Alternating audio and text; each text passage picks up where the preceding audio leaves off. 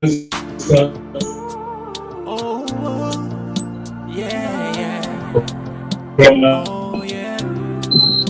This now Komon-Tok. In case you don't know. Oh, yeah. Whenever we pledge with love and loyalty to his sweet, sweet mama alone. Now we all come together as well. For tomorrow, now we go make salon. Anytime where you day, anytime where you go, anything you they do, oh yeah, now we putting up Tanga one, inside Sierra Leone, let one big family, cause no place like home. In case you don't know, this now Komon-Tok, where they bring information about salon. In case you don't know, this now Komon-Tok, where they bring information about salon. For education, entertainment, political affairs, tune in Komon-Tok. For education, entertainment, political affairs.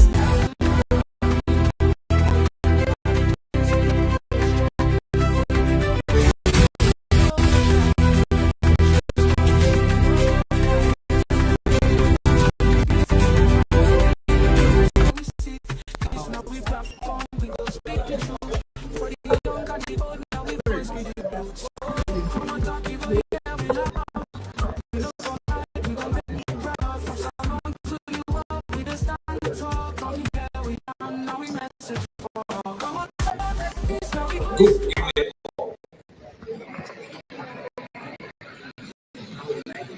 esteemed and revered guests, respected comrades, distinguished ladies and gentlemen. I respectfully stand on this podium this evening to perform a significant and profound.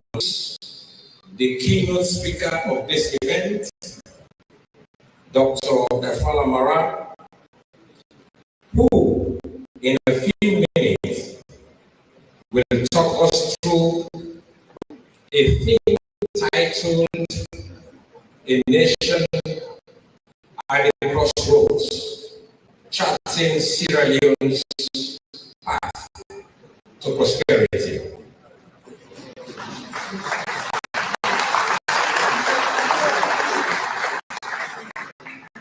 Thank you. Once a political pundit and a social commentator ascertained, and I quote, "In a time to believe in tomorrow, Dr. Kaifala Marah offers more than promises. He offers a proven record, a vision rooted in service, and the courage to lead us towards a field and live. To contextualize this in a more political, philosophical terms, I would say it is a political pragmatism and tangibility.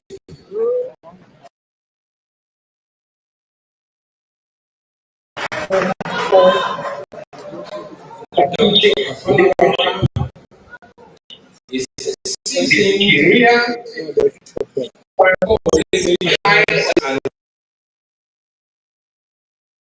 and governance expert with over 2 decades of experience in economic movement,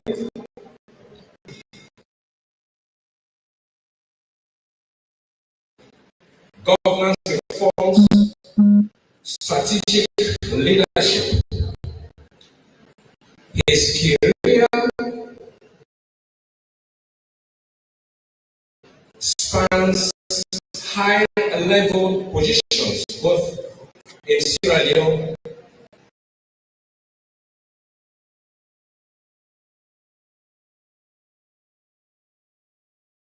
with a consistent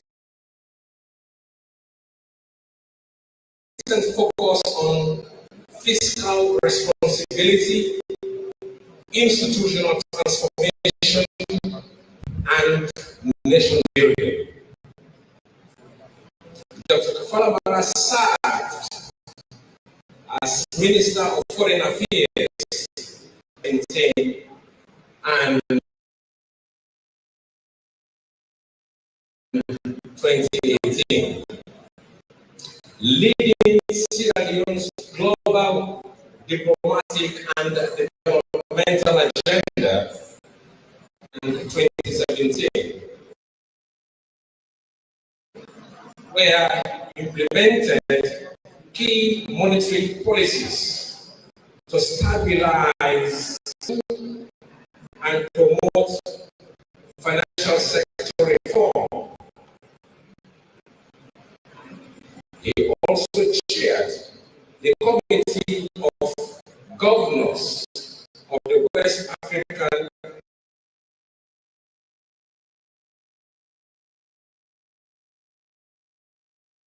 Monetary Zone, commonly called WAMZ.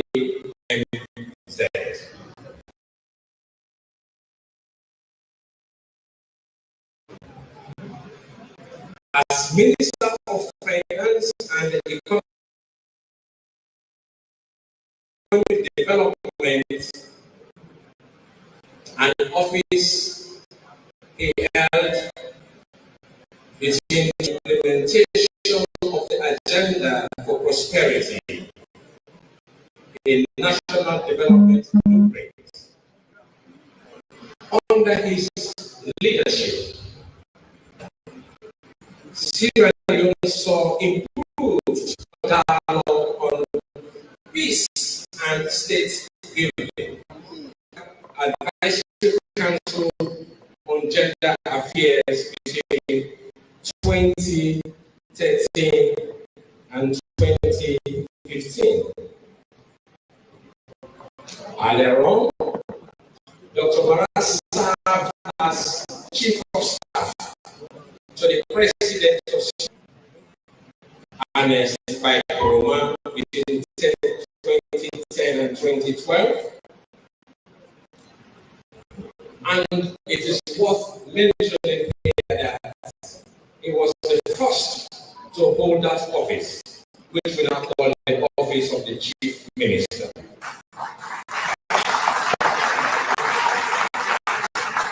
He coordinated cross-ministerial action on nation and national policy, advised His Excellency President Ernest Roma, and ensured implementation of the agenda for change through direct oversight of strategic and technical things at the state house. So Kaifala Marah gained prominence as the Commonwealth Secretariat as a public expenditure management advisor.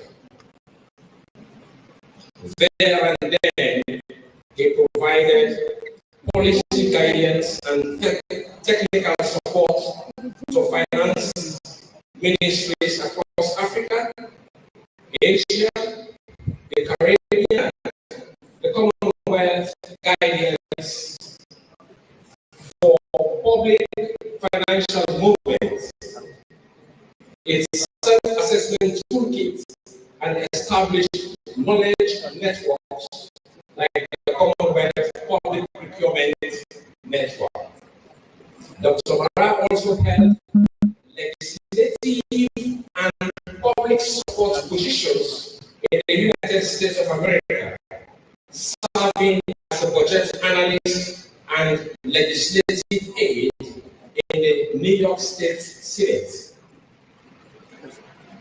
and a graduate fellow at the Center for International Development, where he worked on fiscal reform projects in Latin America and Africa.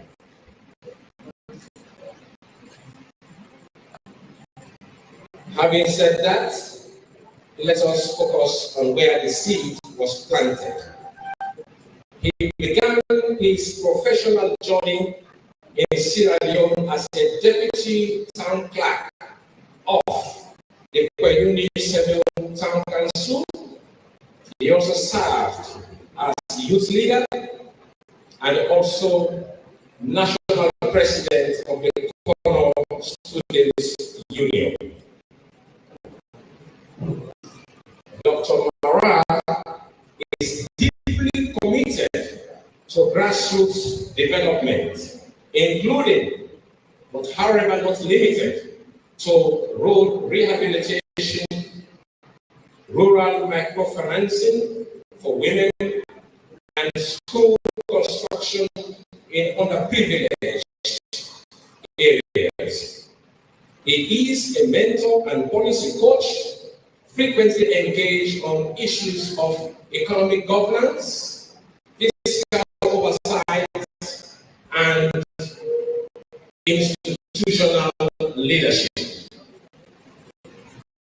Of course, Dr. Kaifala Marah, Lady Josephine, and they are blessed with 4 children. And Dr. Marah continues to champion transformational leadership and sustainable development across Africa.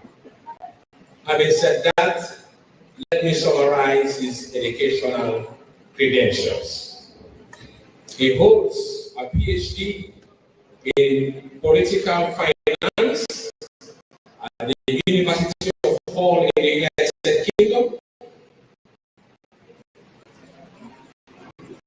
Under his belt, he holds a Master of Arts in Public Policy, State University of New York in the United States of America.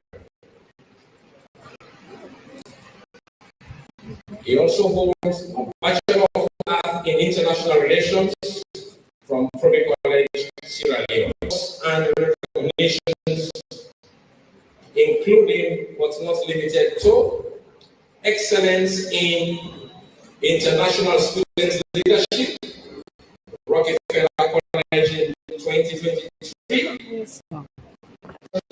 leader in Africa, the African Leadership Network in 2012, National Role Model for Youth Award, Sierra Leone 2012, he was listed, Dr. Kaifala Marah was listed among the 100 important or most influential persons in Sierra Leone that was covered by the Sierra Leone Ovation magazine. Having introduced him so far, distinguished ladies and gentlemen, I have the singular honor and privilege to welcome our keynote speaker of this memorable and historic event, as he shares his insights and vision, thereby dissecting, deconstructing, reconstructing, and essentially contextualizing the economic malaise and security challenges.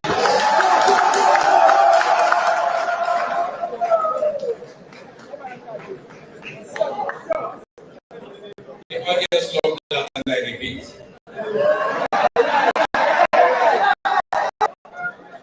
Distinguished ladies and gentlemen, I have the singular honor and privilege to welcome our keynote speaker of this memorable and historical event, as he shares his insight and vision, thereby dissecting, deconstructing, reconstructing, and essentially contextualizing the economic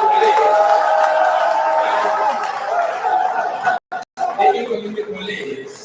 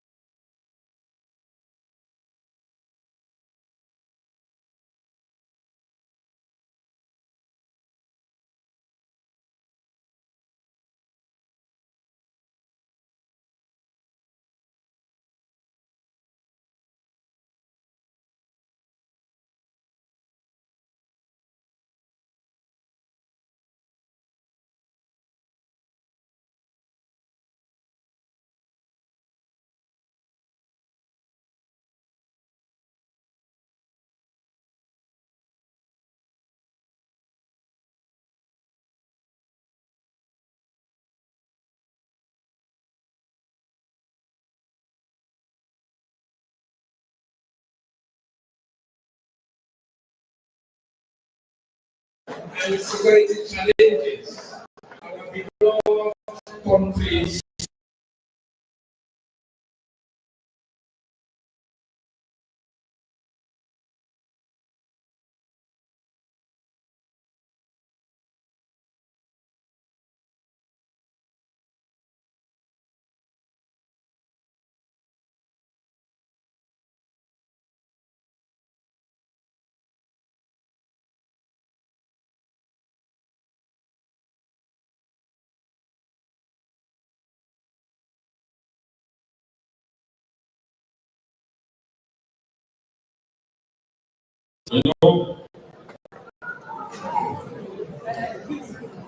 Dr. S.S. Marah, by the way you do this thing this evening, I think we forgive your PhD.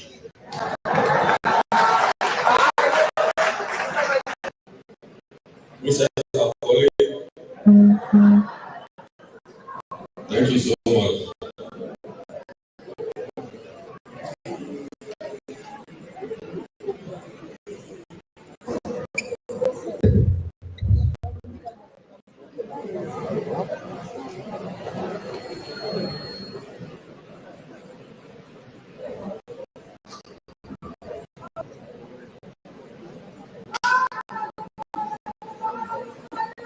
Good evening, everyone. Before I get started, kindly allow me to allude to something very simple, an idea that we have approached and one that I wish that we nurture as well as take along as we progress in our democratic development. To have sessions like this, conversations around national development shouldn't just take place in Parliament, in the room of cabinet, or in political party offices, leaving out experts and professionals, whether they are lawyers, bankers, engineers, and all walks of life. Maybe just to be forum of this nature that equalizes everyone, that invites people from all walks of life to sit down and cross-fertilize ideas as some of the beliefs should be nurtured. I think it's the way to go. And so I'll put it this way, so that we all get exactly what, and I learned this in Trinidad and Tobago. An inscription in the office of the Hilton Hotel, and it reads, if you have an idea, and we exchange our ideas, we'll have two ideas. So you will have two, and I will have one. Two. If you have a penny, exchange our penny, you still have a penny, and I'll still have one. So the best scenario is, yes, that's why we are here tonight.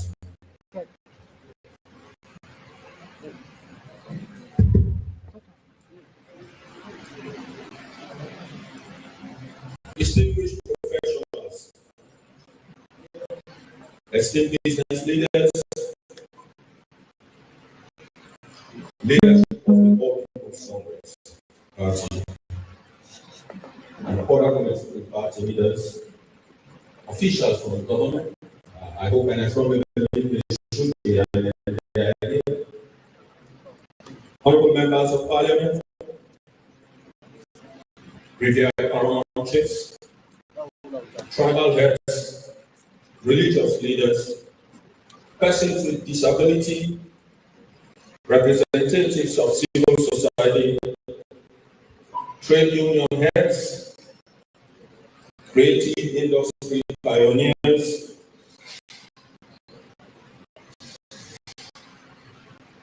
mayors and district chairpersons as well as councillors, our dynamic youth, empowered women, and all stakeholders gathered here this evening, I want to say good evening. Tonight, I present a nation at the crossroads, charting Sierra Leone's path to prosperity.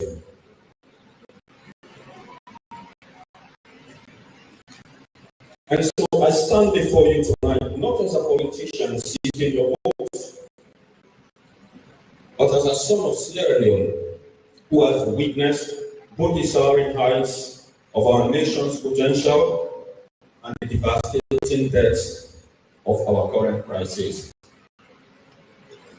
I come to you with 2 decades of proven experience in management, public government, and international development.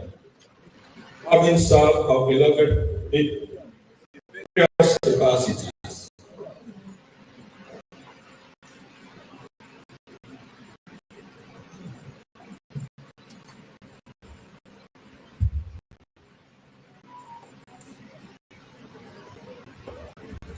Hello?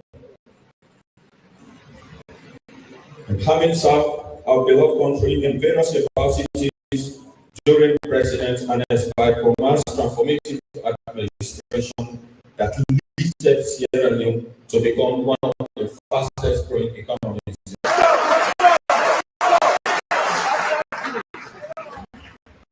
Tonight, we gather at the Bentumani Conference Center, a venue that has witnessed many pivotal moments in our nation's democratic journey.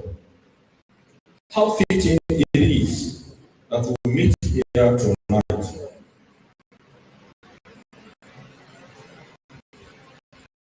to confront the most pressing crisis of our time, and that is the economic collapse that threatens the very survival of our nation. For it is here, in this sacred space of democracy, that we must speak truth to power and chart a bold course towards the prosperity that our people deserve. The purpose of this town hall event is to lay foundation for the culture of policy conversation that enables all walks of life to discuss critical policy matters and share ideas. This evening, therefore, marks a new beginning in our public discourse beyond traditional press briefings. We are here not to engage in toxic politics that has plagued our nation, but to have an honest, evidence-based conversation about our economic future. That is why we have in our midst professionals drawn from various fields contributing to national development. This dialogue, therefore, represents an opportunity for government to hear from the opposition and all walks of life for policy enrichment. My fellow Sierra Leoneans, we stand at a crossroads that will determine the fate of our nations for generations to come.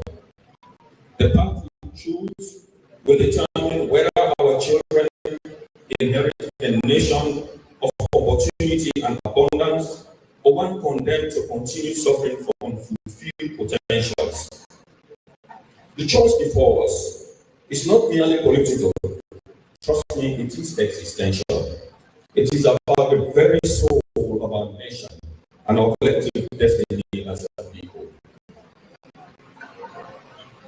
The devastating reality of our economic collapse.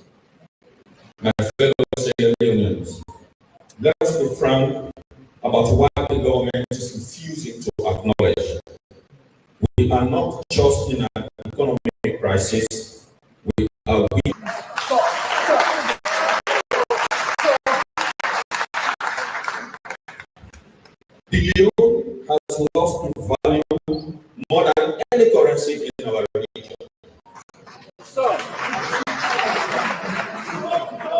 collecting from 7,555 volumes by US dollar in January 2018 by US dollar in June 2025. This represents a currency collapse of over 200%.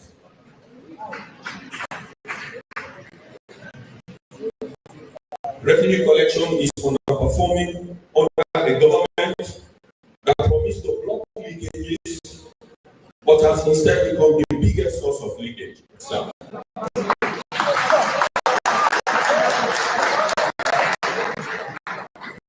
The government is spending far more than it earns, with a bloated wage bill that has grown uncontrollable since 2018. While struggling to pay salaries amidst uncontrolled spending with little oversight.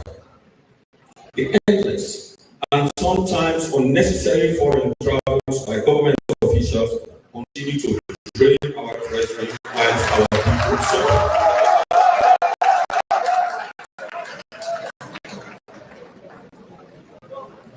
Our domestic and external debt situation has become a collective nightmare. Both combined above $2 billion. Whilst yields on 364-day treasury bills have to 16.8% in June 2025, this apparent improvement masks a deeper crisis. We shouldn't celebrate it, and I will tell you why. Because the private sector has been completely crowded out of the credit market, and government remains saddled with the burden of debt created by years of high interest rates. With the Bank of Sierra Leone's monetary policy still at 23.75%, we must ask, if the government's appetite for domestic borrowing has supposedly reduced amidst big revenue collection, what unique mechanisms are keeping this government afloat? How is the government paying debts to contractors and suppliers when development partners have also turned off the tap on government?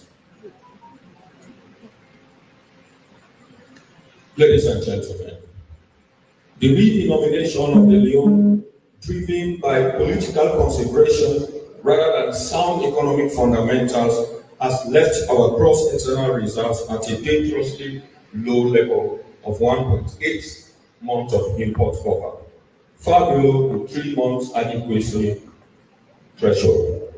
This leaves our economy vulnerable to external shocks and undermines our ability to maintain any semblance of exchange rate stability. Excuse me. According to the latest World Bank data, our economic growth has slowed dramatically from 5.7% in 2023 to just 4% in 2024.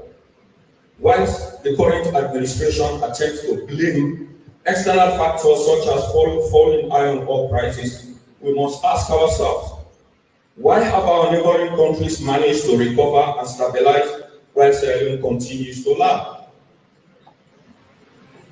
The answer lies not in global market forces beyond the control of government, but it is owing to fundamental mismanagement and policy failures that have characterized the government's approach to economic stewardship. And there is a human tragedy behind this. The stories emerging from Sierra Leone are heartbreaking testimonies. When we speak of 80% food insecurity, we are talking about mothers who skip meals for their kids to eat, and elderly citizens who must choose between buying medicine and buying food. 1 in 4 of our children suffers from malnutrition. 1 in 4 of every child in this country suffers from malnutrition. Despite our nation's abundant fisheries resources. These are not abstract numbers. They represent the faces of our neighbors, our relatives, and our fellow citizens who go to bed hungry in a country that is supposed to be flowing with milk and honey. The 25% child malnutrition rate represents a generation of Sierra Leoneans whose physical and cognitive development is being stunted by policies that prioritize political expediency over human welfare. The delay in salary and pension payments has become a routine that reduces the dignity of our public servants and retirees. Teachers, nurses, police officers, the military and civil servants who dedicate their lives to serving our nation endure the humiliation of unpaid and delayed wages whilst watching government officials travel overseas in luxury.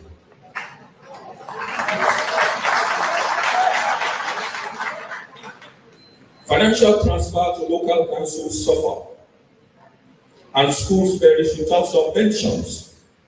This is not a mere administrative failure. It is the bankruptcy of a social contract between government and citizens. That is a fact. Ladies and gentlemen, allow me to share with you a tale of two administrations: transformation versus stagnation. To understand the magnitude of our current crisis, we must examine it against what Sierra Leone achieved under competent visionary leadership. The contrast between an Kaifala administration, in which I had the honor to serve, and the current government performance is not merely stark, it is the difference between transformation and stagnation, between hope and despair. During President Nkrumah's tenure, Sierra Leone was recognized as one of the fastest growing economies in the world, achieving an unprecedented GDP growth.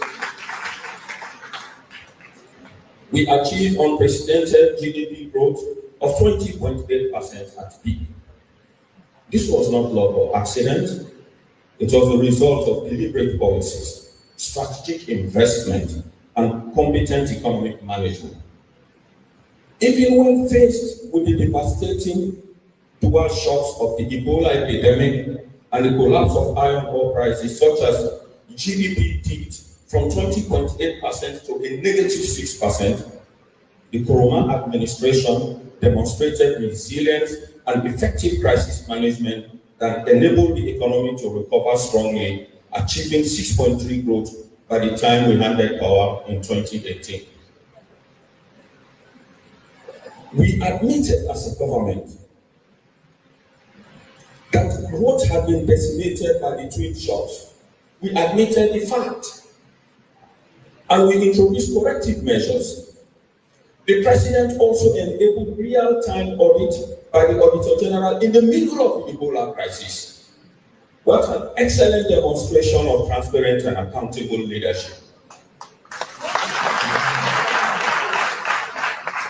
Well, Sierra Leoneans have witnessed the reverse.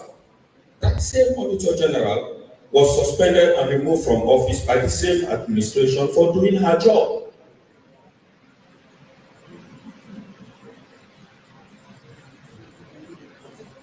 We asked her to conduct real-time audit in the middle of a crisis. And when you do the same work, then I exactly.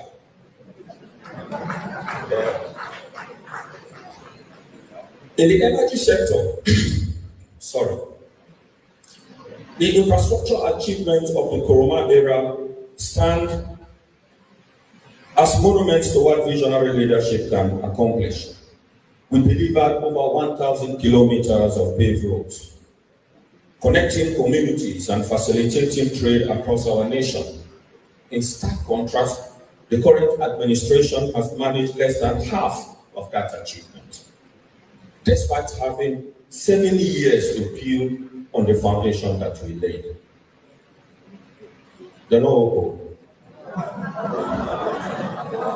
In the energy sector, our accomplishments were transformative. We kept Komon-Tok and Black Hole power plant functioning. We delivered the 50 megawatt Bonguna hydro dam, along with additional hydro facilities, Charlotte, Bakasoka, and Makale. We brought Adax Bioenergy with 15 megawatts. We implemented solar parks and the innovative Barefoot Women Solar Project, brought 6 megawatts of power to Lungi and 8 megawatts to Kono, and facilitated the CLSG power supply network which connected Sierra Leone to the regional power grid. These were not mere construction projects, ladies and gentlemen. They were an investment in our nation's productive capacity and our people's quality of life. On another out, blackout. Okay. Water, the most basic of human needs, was brought to multiple cities under our watch. Kenema, Kailao, Pujang, Bo, Makeni, Potloko, Mai 91, and Kabbalah, which is not functioning right now. We understood that access to clean water is not a luxury, but a fundamental requirement for human dignity. The current administration's contribution to water infrastructure pale in comparison. They're not rival. Perhaps, most importantly, the Koroma administration demonstrated that effective economic management could create an environment conducive to private sector growth and investment. We reduced domestic interest rates from a crushing 27% to under 5%, creating space for businesses to access credit and expand their operations. We introduced the Treasury Single Account for better resource management, a system that this government adopted quickly but has failed to operate effectively. But there are strategic projects that this government don't, and you should know about them. Ladies and gentlemen, we resuscitated the stock exchange to enhance access to finance. It dropped dead under this government. We embarked on the initiative to conduct sovereign credit rating supported by the Standard Chartered Bank. It dropped dead in the Ministry of Finance. We established the Young Entrepreneurs Fund as a preferential facility to assist young people start their own businesses for young people. It dropped dead at the Central Bank. It's not functioning. We introduced Skills Development Fund to support the growth of high-level skills in the economy. It dropped dead in the Ministry of Finance. We initiated effective records management system in the Accountant General's Department. Again, it dropped dead in the Ministry of Finance. We launched and operationalized a portal to track all NGO projects nationwide. It dropped dead in the new Ministry of Development Planning. We launched Transparency Sierra Leone to enable both government and citizens to track 862 projects nationwide. It dropped dead at State House. All of these initiatives died. Is it that the government didn't review our handing over notes after the 2018 elections? Or did they just abandon them?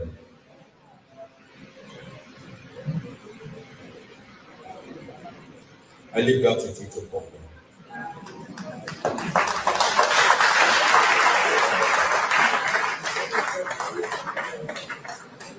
It is for this reason, and among several others, ladies and gentlemen, that I am proposing that political parties consider adopting what I call government transition protocol to guide transition arrangements after elections. It is important. Ladies and gentlemen, our approach to social protection during times of crisis exemplified leadership that puts people first. During the Ebola crisis, you will recall, when schools were closed for over a year, We ensured that every teacher in Sierra Leone continued to receive their salary on time.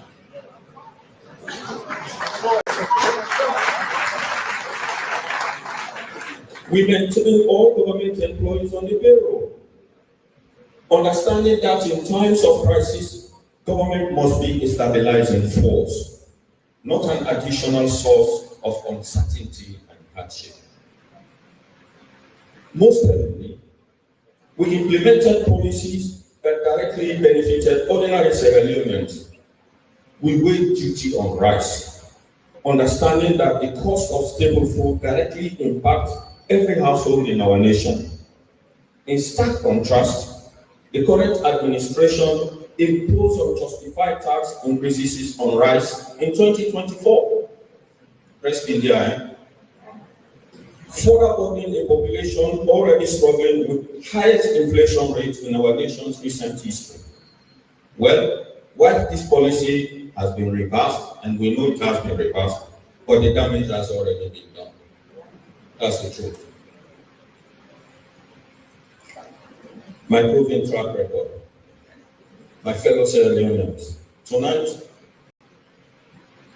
I come with a proven track record of economic leadership that spans over 2 decades of service to our nation and the international community. As Chief of Staff to President Nkrumah, I help coordinate the implementation of policies across government.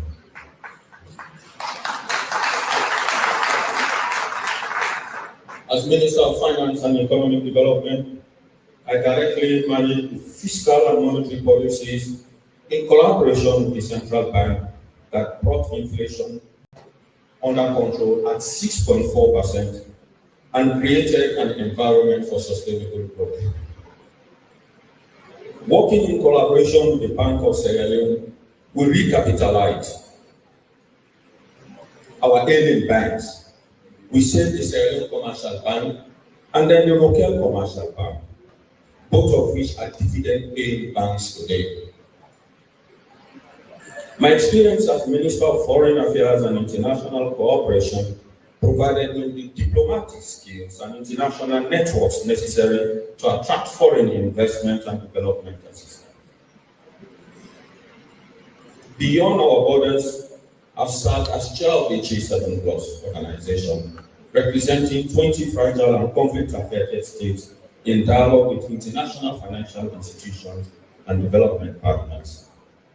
I have co-chaired the international dialogue on peace building and state building, helping to shape global approaches to post-conflict recovery and development.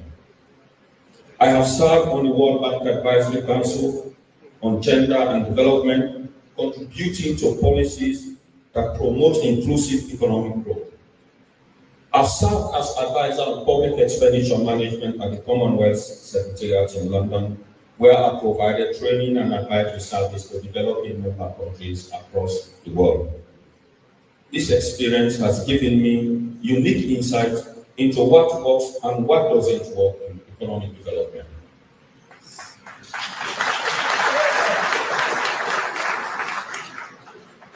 I have seen successful models of transformation in other countries, and I understand how to adapt these models of Sierra Leone to suit Sierra Leone's specific circumstances. I have relationship and credibility with international partners that are essential for mobilizing the resources our nation needs for sustainable development. Immediate action recommendations to save our nation. Ladies and gentlemen, the current situation demands immediate action. Revenue is underperforming, expenditure is uncontrolled, compounded by an increasing wage bill and unreasonably high rates of travel. The government borrowing appetite remains high, with no credible strategy to manage domestic borrowing that comes with uncomfortable high costs. Our foreign reserves have been depleted, and support from development partners has slowed as they are waiting for ongoing negotiations between the government of Sierra Leone and the International Monetary Fund, that is the IMF. So nothing will happen right now. No partner in one set until government don't settle them problems with the IMF. And so bad.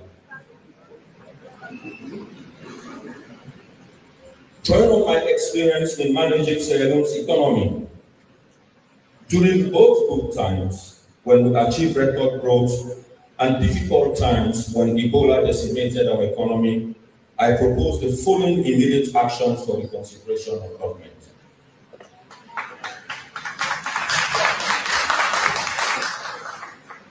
Lord, let's not think about go ahead there.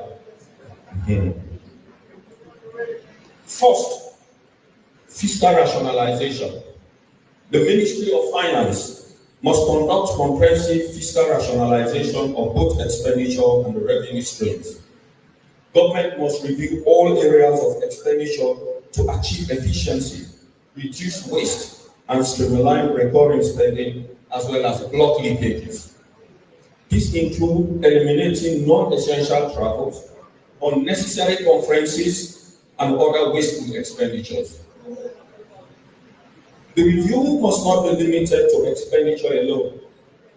The Ministry, in collaboration with the National Revenue Authority, should examine the tax exemption regime to enhance revenue collection.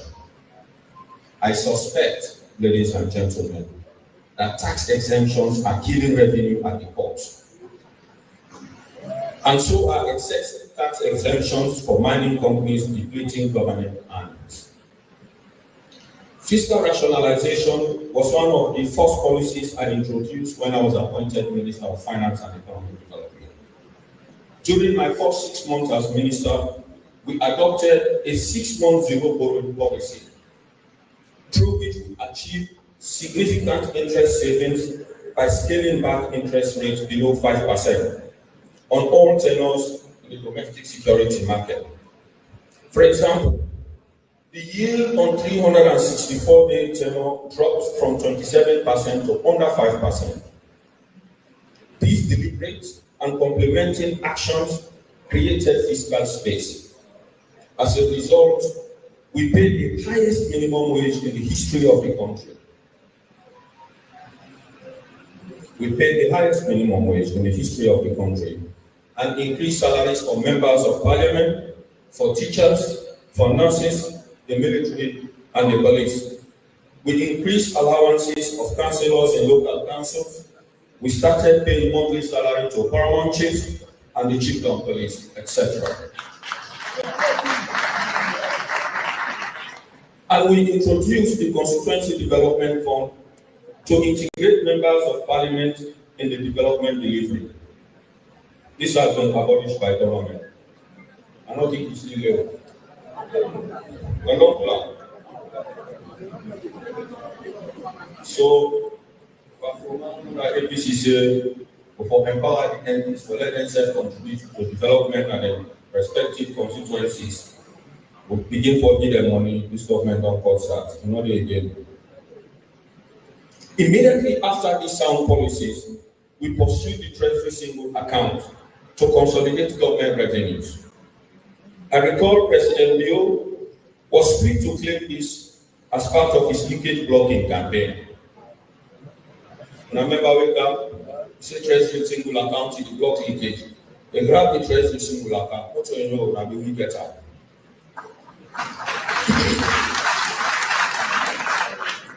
Today, one wonders how effectively the TSA is performing.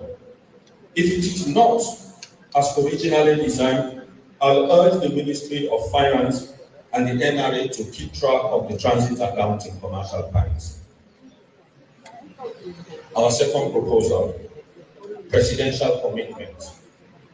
Fiscal rationalization requires the full support of the President. I enjoyed that support from President Ernest Bai Koroma, and it was crucial to our success. At this juncture, I humbly wish to call on the President to review the travel policy of the presidency and reduce overseas travel.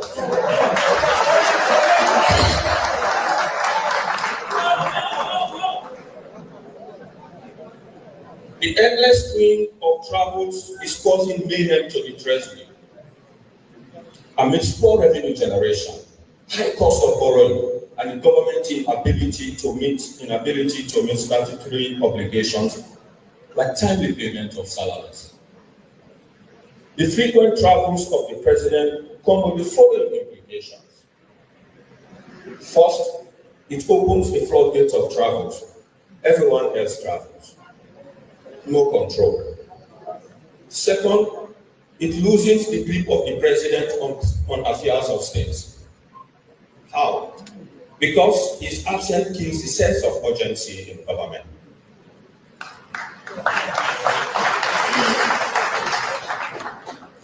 State house handlers do not have the same clout as the head of state. And the truth is, some matters will have to wait the return of the president. If we always in travel now, I will handle them. Our third proposal: introduce court waste panel.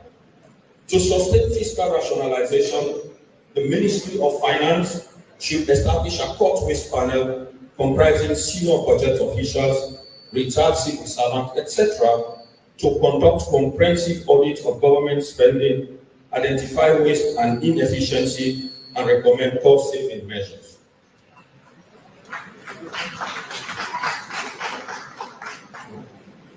See, Minister Momo Kushidon, and that may be the do. Some ministries and the ordinary mug for drink tea, now 1 million links and say cost. So you get for doing that. No, don't pretend you get for do that. If you don't do that, it's not possible for local employment.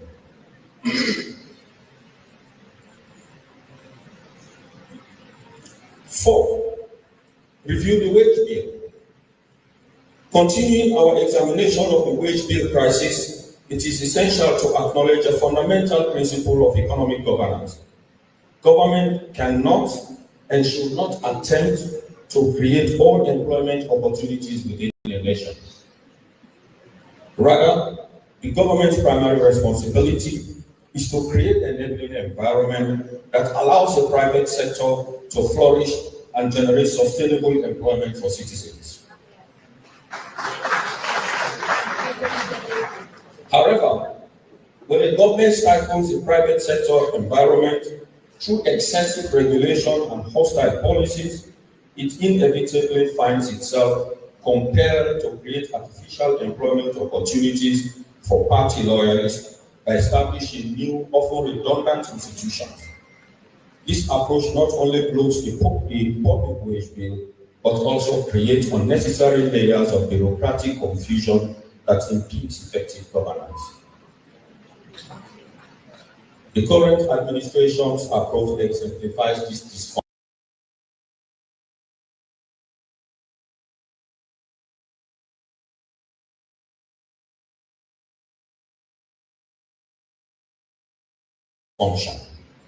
Through punitive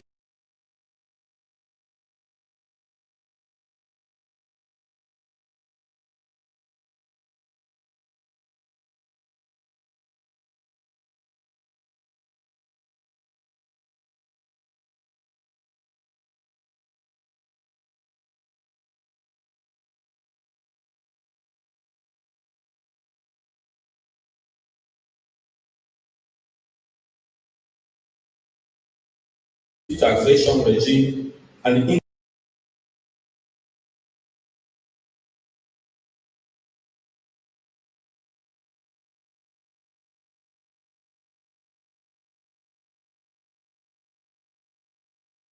inconsistent application of investment policies, the space for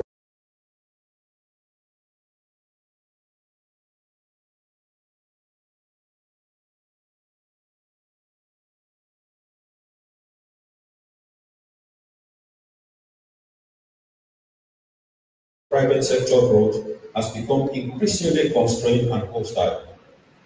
Faced with this challenge,